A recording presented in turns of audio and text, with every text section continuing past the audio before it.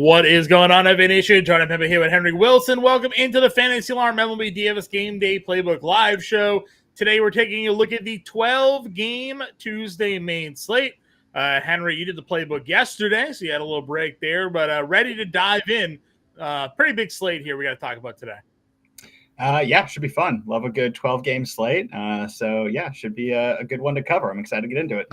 Yeah, a lot of things to talk about here. Notably, again, we have Garrett Cole making his second start of the season here. That's going to be a notable one to talk about because the price point on him still hasn't moved.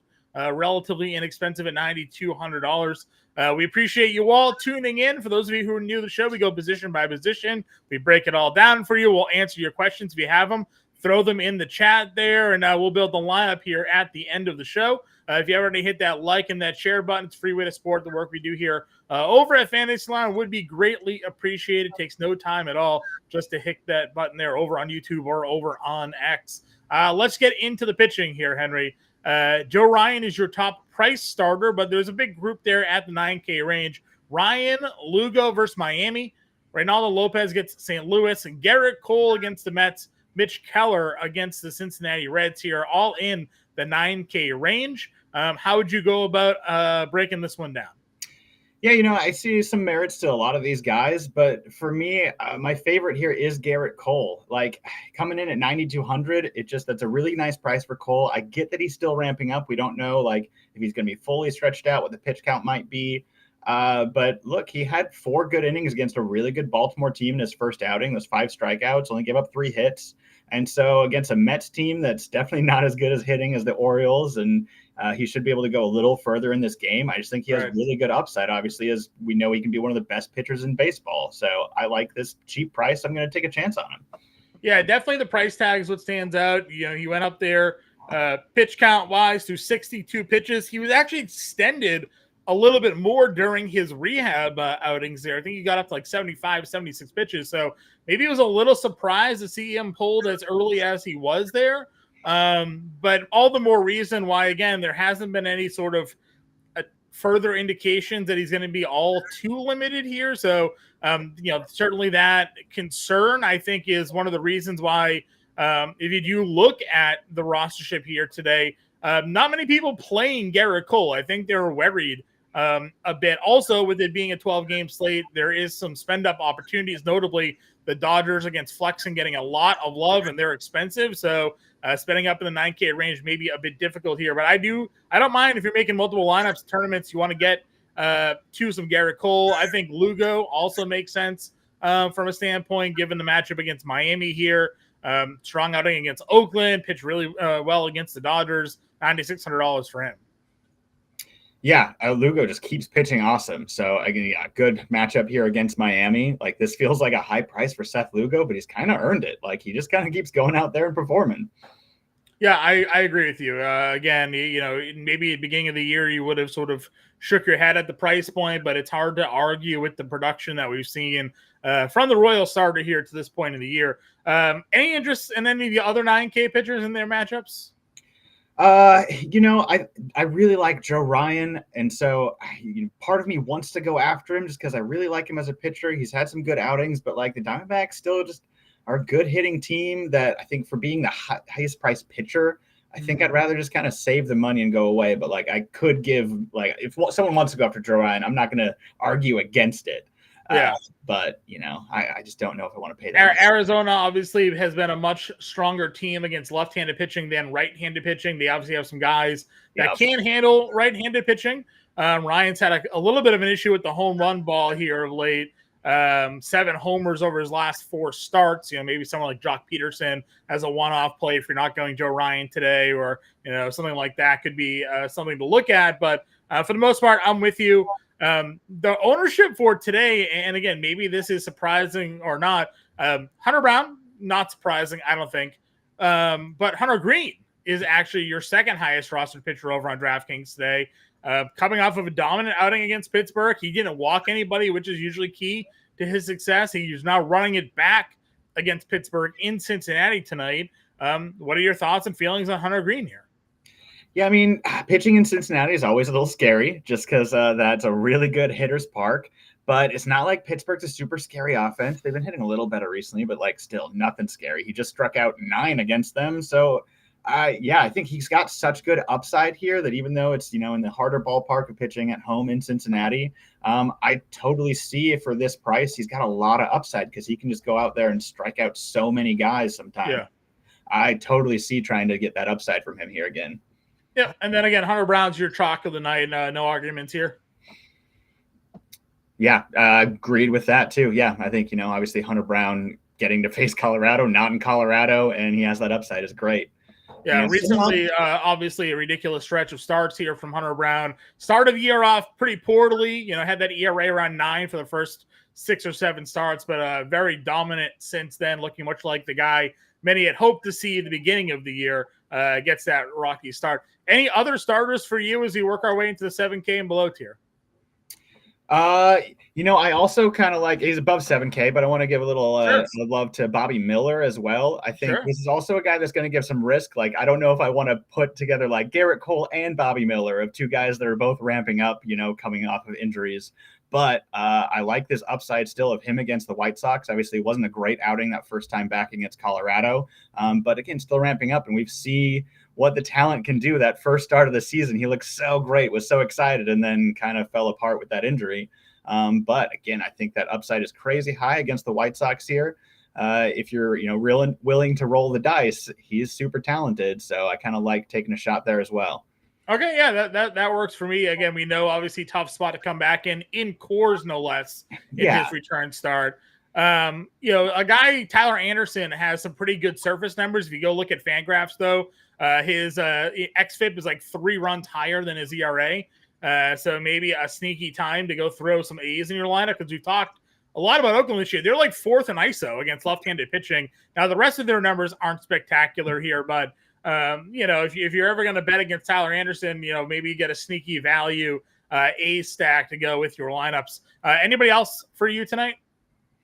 No, that really is a guys I like today. I don't love the super cheap end. I think there's some guys you could throw a dart on, like obviously, Brian Bayo is still a good pitcher, but tough lineup. But I just don't see myself going down here too much. I'm kind of probably living in that, 7 to 8K range more likely. Sure. We had a question here. Any weather issues? The Dodgers White Sox game does have some potential for rain, as does the Braves St. Louis game and the Pittsburgh Cincinnati game. So basically, everybody sort of in that Midwest North area has a chance for some thunderstorm or rain showers in the area. So you got to be on the lookout there prior to first pitch on any delays. At least for now, checking out our guy Kevin Roth, the DFS weatherman out there. His reports are generally optimistic, unless some of these rainstorms happen to go directly over the stadiums. It seems like he thinks they're gonna go out and play. He will say that the Dodgers and White Sox game seemingly has the best one that maybe have an in-game delay. So keep that in mind if you're looking at maybe Dodgers or White Sox pitchers for tonight. But nothing that he's saying looking like an outright postponement, unless teams sort of make that decision on their own there. So keep that in mind as we go across. And our guy, Danger the safety dog, no bad questions here.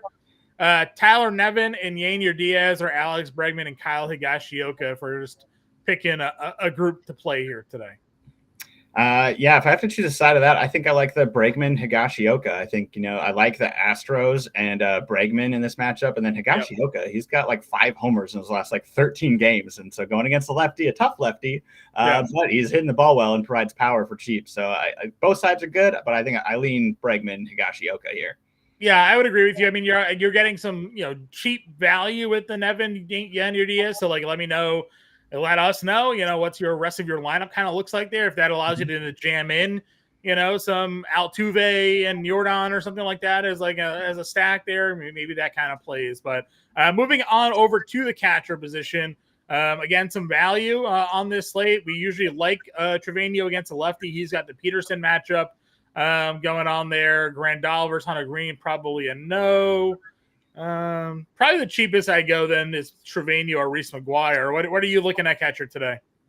Yeah, also like Trevino or McGuire. Obviously, Gossman's tough. And then, as we also mentioned, Higashioka, I'm willing to go down there 2,800. Again, he's got 5 homers and, yeah, I think 13 games. And so we always know that he can provide some power against lefties. So for 2,800, it's a great play. But yeah, those are kind of the guys I'm living at. If you want to go a little higher, I do kind of like, Yanyer Diaz or like Logan O'Hoppe. Have been hitting the ball super well. If you want to spend a little higher up, these are really good bats. But not those guys. And yeah, I'm probably going down to those couple in the cheaper end.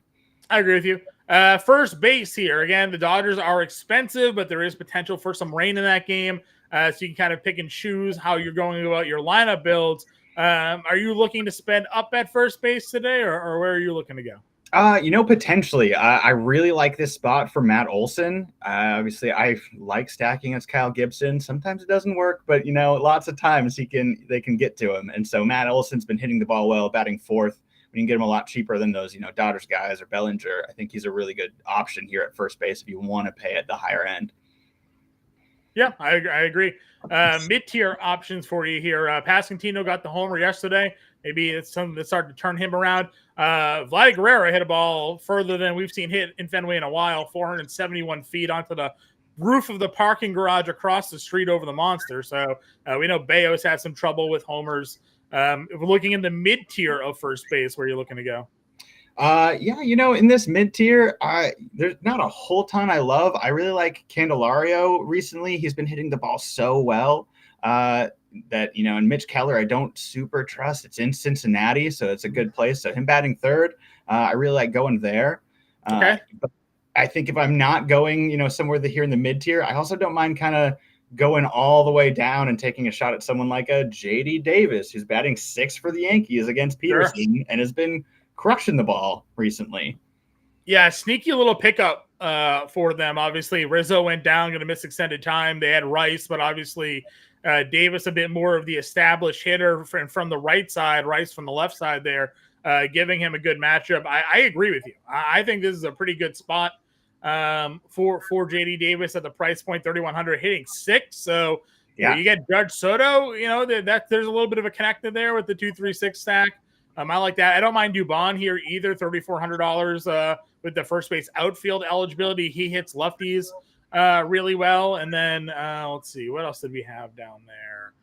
Does Nevin have first base, or is he third base only? Third base outfield now. Okay, he had first base previously. We'll talk about Nevin then at third when we get there. But that's probably it for me. Again, Carlos Santana against Font. I like Font, but we know there's some power there potentially for him there. That's largely, I think, it for me.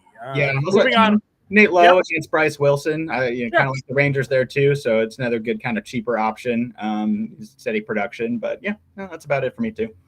100%. Second base, you have, I think Altuve is the top guy in this spot. What are your thoughts? It's Altuve for me. I mean, he's the guy getting the lefty here against, Austin Gomber. Obviously, it's not in Coors, but still, Gomber is not a great pitcher. And so, I'm taking the guy that's facing the lefty, batting leadoff. Altuve has been awesome, and I like the other Astros today, too. So if I'm going up at the top, it's Altuve.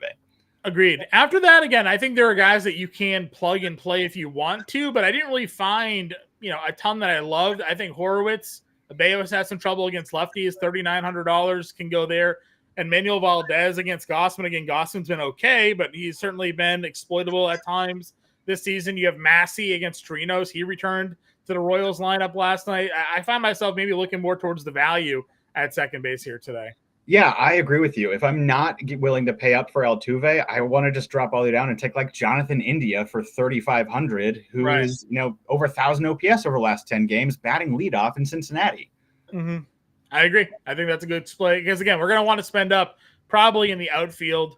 I don't mind Geloff against Anderson, actually, either, $3,100. This dude is too good to be slumping as much as he's been. So assuming he gets in that lineup tonight, I don't mind Geloff at 31. Third base position, you have Royce Lewis, 62. Devers hit a monster home run himself last night, $5,700. Austin Riley homered again. He's 52. Machado versus lefty. We got Morel, did not homer yesterday, ended this 2-game homer streak. What are your thoughts spending up at third today?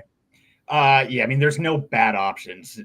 Royce Lewis, Devers, Riley, they're all incredible. If I have to pick one, I'm going with Austin Riley just because, like I said, I like the, stacking some Braves against Gibson. And Austin Riley has been absurd recently. 5 homers in the last 10 games. Like, he's just crushing the ball. Obviously, really, all 3 of these guys at the top are crushing the ball. Yeah. So can't go wrong. But if I got to choose, just give me the cheaper one of Austin Riley.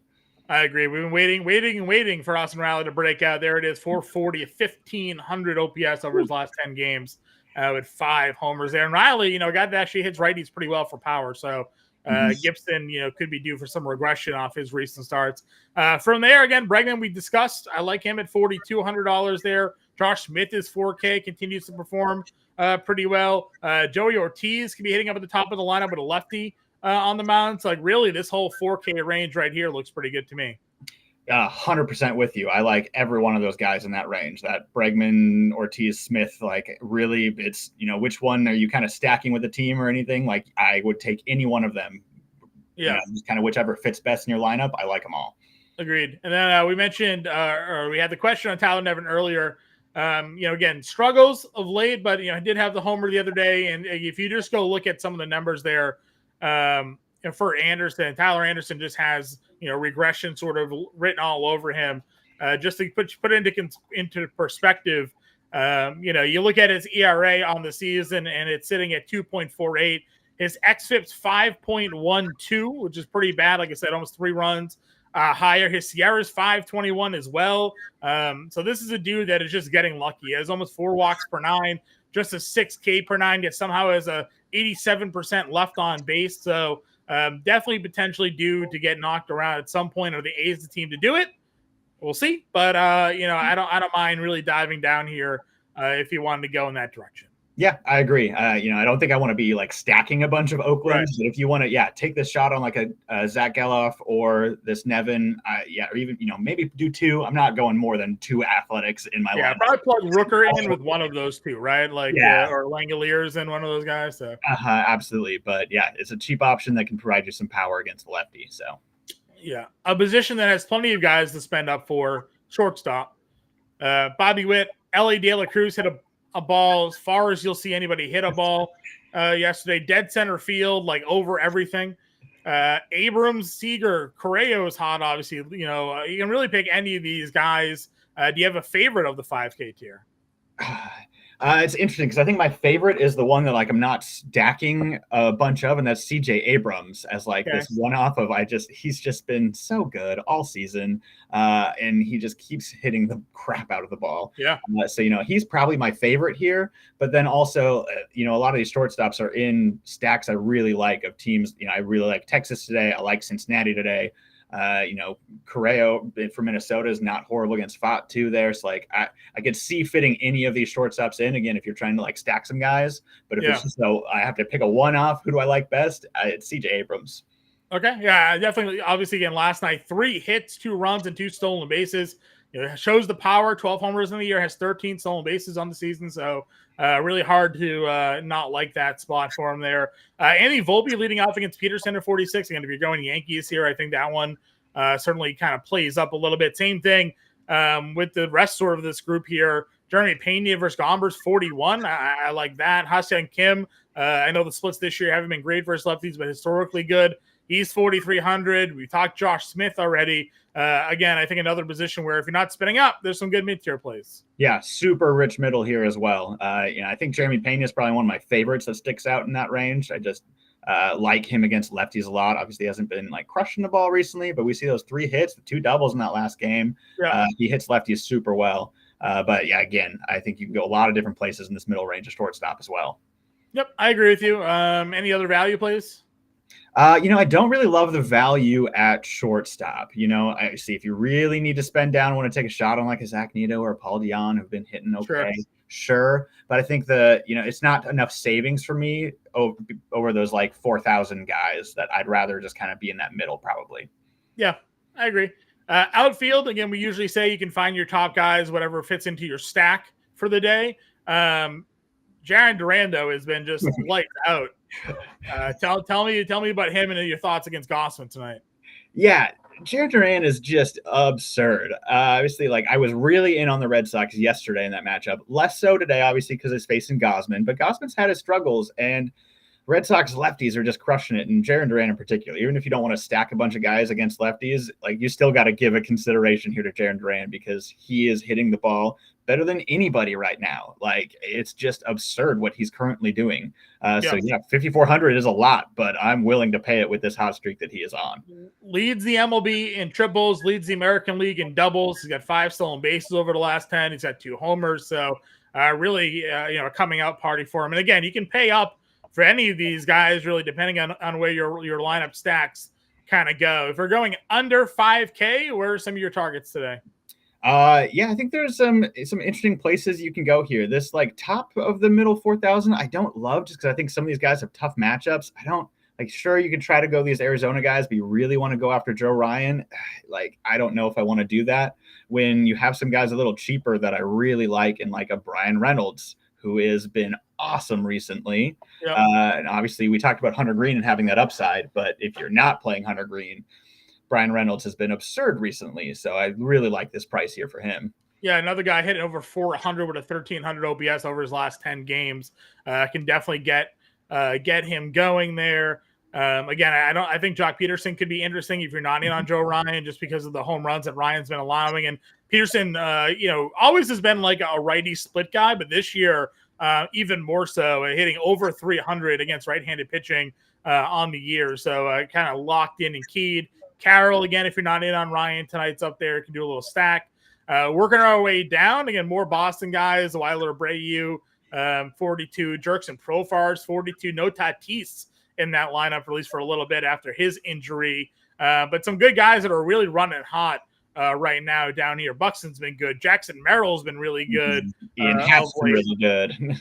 Yeah, exactly. So what are some of your 4K and below guys? Yeah, we get down to this 4K and below. I think again, there's a lot of good options there at that like low 4K, like you just mentioned, Weiler Abreu, Ian Happ. But I think as you keep going down here, there's some like just really good options in the outfield. Like Alec Burleson batting second has been hitting out of his mind.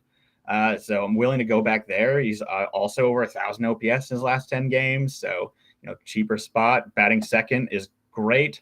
I was looking at Jared Kelenic as well, batting leadoff against Kyle Gibson, like 3,600. He's starting to heat up a little bit and batting leadoff. Burned me yesterday against Lance Lynn, 3 strikeouts. I was like, what's going on there? But I'd be willing to run right back to the well there. Exactly. He had a homer the game before and had a bit of a hit streak before that, rough one yesterday. So I'm not hitting him because of the Lance Lynn. Hayward hitting 5th is pretty good against Flexen at 35. Yeah. Let's see here. Yeah, I think Jake Myers, 3,300. Oh yeah. Mm-hmm. Facing the lefty, it's kind of been Myers has been a go-to for us, especially against the lefty, and I like the Astros today. You can get Chas McCormick down here at 3,100 as well. Yeah, you can get a pretty good little big Astros stack going, with some of them being a bit cheaper to be able to even like afford some of those bigger Astros bats too. Is a kind of interesting play today. Yeah, for sure. Let's see. Is there anybody worth playing all the way down here? I don't really think so. Yeah, nothing's totally sticking out to me here. Let's get a lineup going. Yeah.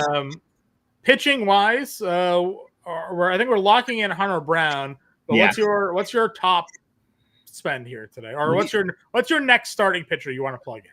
I think I want to go Garrett Cole. I like the upside. I know it's risky play here, but I kind of want to take the risk. Okay, we're building GBP lineup, so I don't mind it. Let's go. Yeah. So we got Brown and Cole, Higashioka. I think we'll do for the 2,800 there. All right, what's our stack? Are we doing Houston? Ooh, yeah. We're talking Houston a lot. I don't mind doing a little Houston stack. Why not? All right. So let's see. If we do Altuve, and then Bregman, and then we have Myers probably in the outfield as like a cheapie. Yeah. All right. So he gives us our 1-2-6. Gives us a spot to spend up at short, which you liked Abrams there. Yeah, I did like Abrams. Yeah. All right, so 3,800. Okay, well, I like the cheap option of JD Davis at first, batting 6. Yeah. Good call out. 3,100 first base. That gives us 42 for the outfield here. Let's see. Can we, let's see, 4,200. We had Profar. We can go there. Yeah, I like Profar. I really like Brian Reynolds too. Here he's a little more, so we'd have to go a little. Yeah, bit no, Reynolds works. But Go Reynolds against Green. That plays, and that gives us a 41. 41. Let's see. Yeah, you go. I like Ian Happ. Jackson Merrill's pretty good too. We kind of, I don't know if we fit into a stack here. Yeah, I'm trying to see if we have anything that would fit a stack. Davis, Altuve, Bregman, Myers. What if we did McCormick? Let's do McCormick. Yeah, because he's actually closer to the bottom of the lineup. sure. So it gives us a little wrap around there, and that gives us 43. A couple extra $100. Let's see. Right, go Brent Rooker. Yeah, Rooker. There you go. I'll do Rooker. Yeah. Brown, Cole, Higashioka, Davis, Altuve, Bregman, Abrams, McCormick, Reynolds, and Rooker. An example lineup for everybody here this evening. Warren saying Kyle Isabel looks good. Yeah, I don't mind that. He was in the lineup yesterday for us, $2,500. Coach Chris saying, let's get it. Let's get it tonight for sure. We appreciate you all tuning in. Again, we go live every day at 5 p.m. Eastern time. If you're not yet a member of the Fantasy Alarm family, here's your chance to get your first month for less than $20. Use promo code Let's Go when you go to fantasyalarm.com/win. You can scan that QR code right there on the screen. Our fantasy football draft guide is coming out soon. That is included with your All Pro subscription. So if you're getting ready for fantasy football season, now's the time. Get access to all of our premium content, including our Discord as well, simply by becoming a member of our All Pro family here. So fantasyalarm.com/win, promo code Let's Go. Get that first month for less than $20. Henry, appreciate you tuning in with us here today. We'll be back, you and I, Thursday. Tomorrow will be me and Grande, so make sure you check that out. Until then, everybody, we'll catch you later.